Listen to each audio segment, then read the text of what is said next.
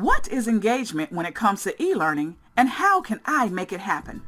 Hello, I'm Alicia Jelaine, an instructional design student from UAB's Instructional Design and Development Program. It's February 2019, and I'm here to discuss engagement in e-learning.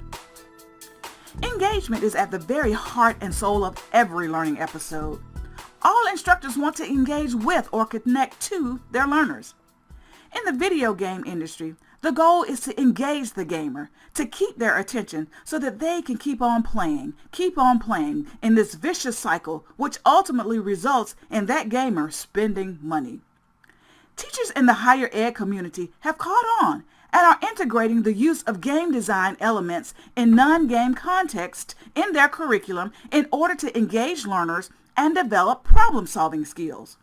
Research from Does Gamification Increase Engagement in Online Programs? A Systematic Review concludes a positive impact on engagement in the short term, but more research is needed for the long term. Educators understand that by creating engaging content and holding the learner's attention, information is processed longer in the working memory and ultimately is transferred from knowledge to understanding to application, or lower blooms. Clark and Mayer, in the book E-Learning and the Science of Instruction, names two ways to engage learners: behavioral engagement and psychological engagement. Behavioral engagement is overt physical actions such as clicking buttons, swiping left, swiping right, and yes, even highlighting your textbook. Now, according to research, these tactics show that there is no connection between this kind of activity and knowledge transference. Now, psychological engagement is where we want our learners to be.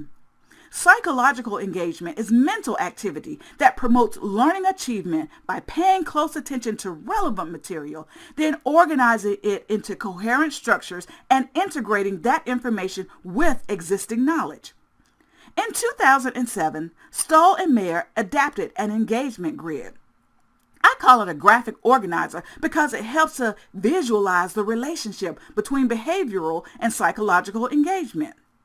This engagement grid, also called the 4 quadrants of engagement, labels the x-axis as level of behavioral or physical activity, and the y-axis is labeled as the level of psychological or mental activity. Both move from low to high.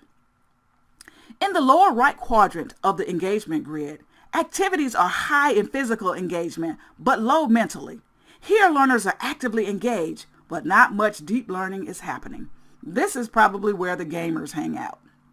Moving over to quadrant 2 in the lower left corner of the grid, we see low physical and low mental activity happening.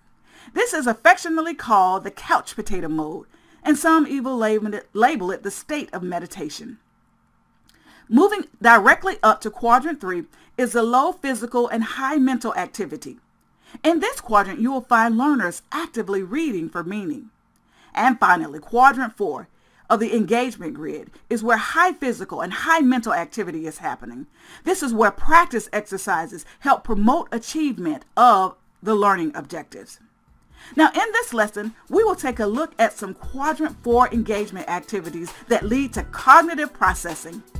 We will review instructional methods that show proven results in effective psychological engagement that translates into learning. Quadrant 4 is where we want our learners to be. Let's take a look at how to get them there.